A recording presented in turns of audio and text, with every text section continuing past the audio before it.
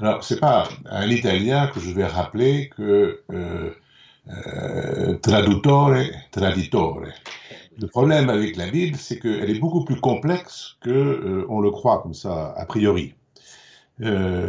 Lorsque vous dites il y a des apparitions, il y a des miracles, bon, en réalité, il faut regarder quels sont les mots qui sont employés. Je ne peux pas prendre 25 exemples, je vais en prendre deux ou trois. D'abord, sur les miracles ou sur les apparitions. Les apparitions, c'est encore mieux. Il y a une scène que tout le monde connaît parce que on l'a vu au cinéma avec Charlton Heston et Cécile B2000, c'est Moïse devant le buisson ardent, c'est-à-dire un buisson qui brûle et qui ne se consume pas. Alors, ce passage de l'Exode, c'est dans l'Exode, dans ce passage de l'Exode, il faut savoir que la Bible ayant été écrite sans voyelles, il a fallu attendre le 8e, 9e, 10e siècle pour stabiliser sa prononciation, parce qu'à l'époque, évidemment, les gens ne le lisaient pas quand elle a été écrite, ils l'écoutaient. On a stabilisé la prononciation, on a mis en place des voyelles, et dans le cas précis du buisson ardent, ceux qui l'ont traduit, qui étaient plutôt des religieux, qui étaient des rabbins, ils ont tiré le passage vers le versant religieux et ils ont dit voilà, Moïse est confronté à un prodige. Un prodige, en hébreu, biblique comme aujourd'hui, se dit mar-é et ça s'écrit M-R-H. Seulement, le même mot, M-R-H, si on change les voyelles et qu'on entend mar-a, ce n'est plus un prodige, c'est un miroir.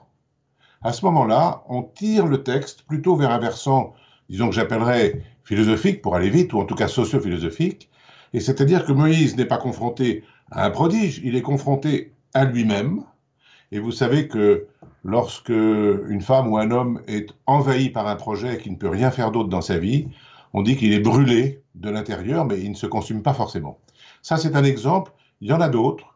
Le désert, par exemple, se dit midbar en hébreu, et dans le texte biblique tel qu'il est traduit de manière courante, on dit que Moïse va vers le désert. Mais en fait, le verbe parler en hébreu se dit ledaber, je parle se dit ani medaber, et ça s'écrit M-D-B-R, comme le désert. Donc soit on dit que Moïse va vers le désert, soit on dit qu'il va vers quelque chose qui parle. Et qui parle où? En lui. Ça, c'est pour, disons, les apparitions, les prodiges. Maintenant, vous avez dit il y a des miracles. Alors oui, il y a des miracles avec l'Égypte, par exemple, où on imagine que Ève parle avec un serpent. Mais là encore, il faut regarder les termes, il faut regarder avec attention ce qui est dit, et à chaque fois, on s'aperçoit que on a soit un texte qui est tiré vers le religieux, soit un texte qui est beaucoup plus compréhensible pour nous aujourd'hui. Alors, peut-être je pourrais rajouter une chose. Lorsque Moïse se demande ce qu'il va dire aux Hébreux pour leur proposer de se libérer, de partir d'Égypte, il se dit mais comment, au nom de qui, au nom de quoi je vais pouvoir venir leur dire allez hop, suivez-moi.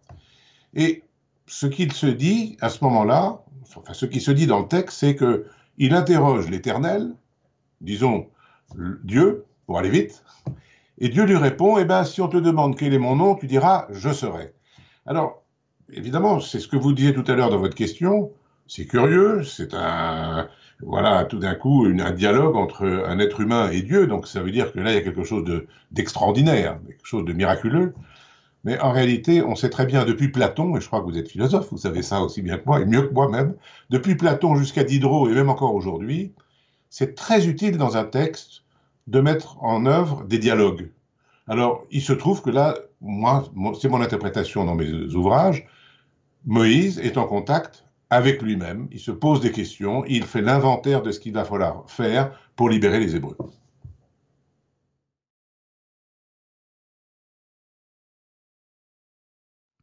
Alors, il y a des rites, et il y a des rites, il y a du culte, comme dans toutes les religions. Dans le judaïsme, il y a des choses qui sont très comparables à ce qui existe dans d'autres religions, monothéistes ou même polythéistes, c'est-à-dire des gens qui croient en quelque chose. Quand vous dites qu'il n'y a pas de Dieu, non, moi je ne dis pas qu'il n'y a pas de Dieu. Il y a un monothéisme qui est complexe parce que le Dieu d'Israël, en fait, il n'a pas de nom, c'est YHWH. Et dans toutes les langues, il est traduit. On dit Seigneur, on dit Dieu, et je vous passe le nombre de traductions. Il y en a en italien, en anglais, absolument partout. God en anglais, Gott en allemand. Bon. En hébreu, dans le texte biblique, on dit on ne peut pas le traduire.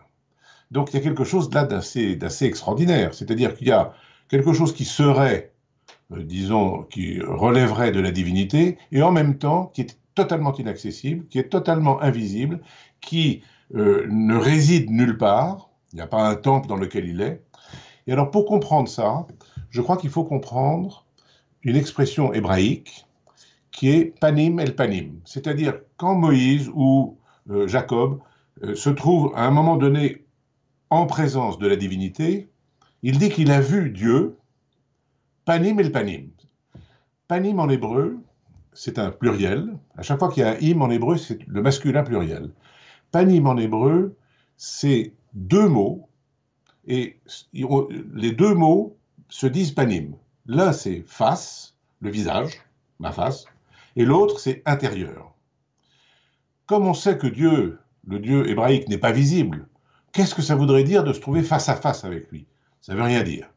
Donc on se trouve d'intérieur à intérieur. Alors évidemment, ça veut dire, c'est la tendance que moi j'ai, ça veut dire que c'est une idée extraordinaire puisque ça me pousse à me dire qu'est-ce qui, à l'intérieur de moi, agit, me pousse à agir.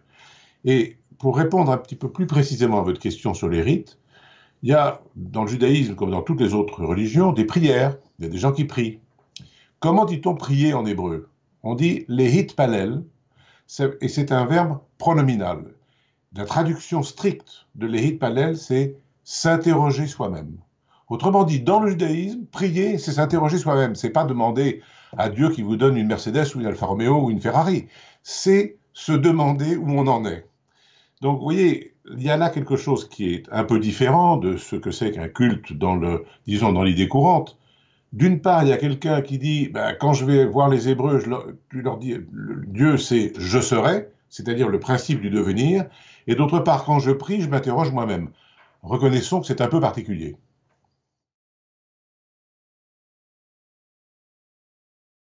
Mais moi, je suis un peu gêné par l'idée de dire vrai monothéisme ou faux monothéisme. Ça, c'est quelque chose qui me va pas très bien.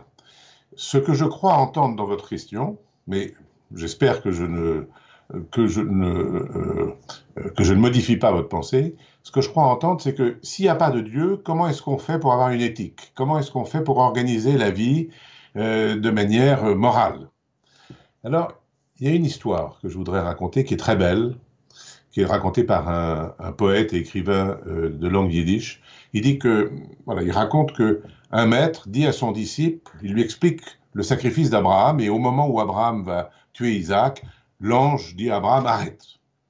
De manière, si on veut l'interpréter de manière simple, ça veut dire on supprime les sacrifices humains. Alors le disciple lui dit, oui, mais si l'ange est en retard, qu'est-ce qui se passe? Alors le maître dit, mais l'ange ne peut pas être en retard.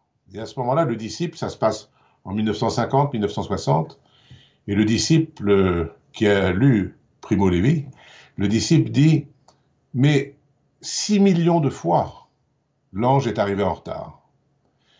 Et à ce moment-là, le maître lui dit, peut-être, mais l'homme, lui, n'a pas le droit d'être en retard. Donc l'idée ici, c'est de dire que dans la philosophie hébraïque, dans le judaïsme, ce qui compte par-dessus tout, c'est la vie. C'est être capable, c'est un hymne à la vie. Dans un des passages de la Bible, il est dit, j'ai mis devant toi le mal et le bien, la mort et la vie, tu choisiras la vie. Ça veut dire qu'il faut accepter l'idée que entre les hommes, on doit construire une société qui respecte la vie. On n'a pas besoin de Dieu pour ça.